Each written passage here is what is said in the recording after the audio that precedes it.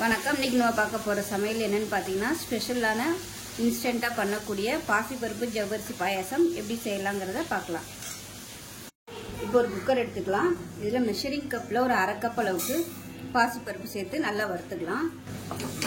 பாசிப்பருப்பு லேசாக அப்படி செவந்து வரணும், அந்த அளவுக்கு வறுத்துக்கலாம். பாசிப்பருப்பு நல்லா செவந்து வந்துருச்சு, வேறு பிளேட்டுக்கு மாற்றிக்கலாம். இப்போ இதை நம்ம நல்லா கழுவிட்டு வந்துடலாம். இப்போ பாருங்கள், நல்லா கழுவிட்டு தண்ணி ஊற்றி வச்சுருக்கேன். நல்லா ஒரு 2 கப் அளவுக்கு தண்ணி ஊற்றிருக்கேன். 1/4 கப் அளவுக்கு மாவு ஜவ்வரிசி சேர்த்துக்கலாம். இதையும் சேர்த்துட்டு குக்கரை மூடி வச்சிடலாம். குக்கரை மூடி வச்சுட்டு நல்லா ஒரு 4-5 விசில் விட்டுட்டு ஸ்டீம் போனதுக்கப்புறம் பார்க்கலாம். 20 விசில் விட்டு எப்படி இருக்குன்னு பார்க்கலாம்.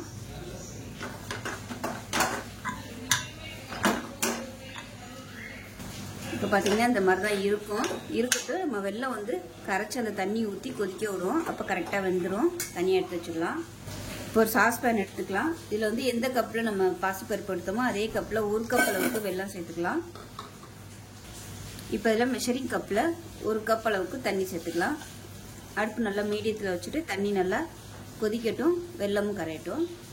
இப்போ பாருங்கள், நம்ம போட்ட வெல்லம் எல்லாமே நல்லா கரைஞ்சிருச்சு, தண்ணி கொதிக்க ஆரம்பிச்சிருச்சு. இப்போ இதை எடுத்து நம்ம அதில் ஊற்றிக்கலாம். இப்போ இதை வடிகட்டிட்டு அப்படியே அதில் சேர்த்துக்கலாம்.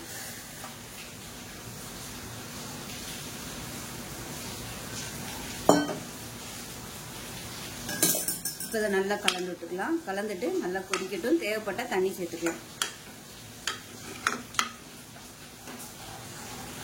இப்போ பாருங்கள், நல்லா கொதிச்சிருச்சு. அதே சமயம் 1/4 கப் அளவுக்கு துருவன தேங்காய் சேர்த்துக்கலாம்.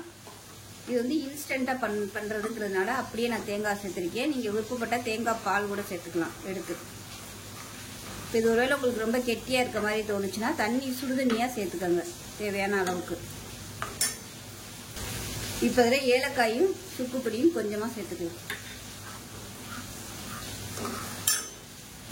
இப்போ பாருங்கள், நல்லா கொதிச்சிருச்சு. அந்த தேங்காயோட எசன்ஸ் எல்லாமே நல்லா இறங்கியிருக்கும். இப்போ நெய்யில் முந்திரி பருப்பு கிஸ்மிஸ் பழம் தாளிச்சதை அப்படியே சேர்த்துக்கலாம். அவ்வளோதான், கேஸ் அமர்த்திடலாம்.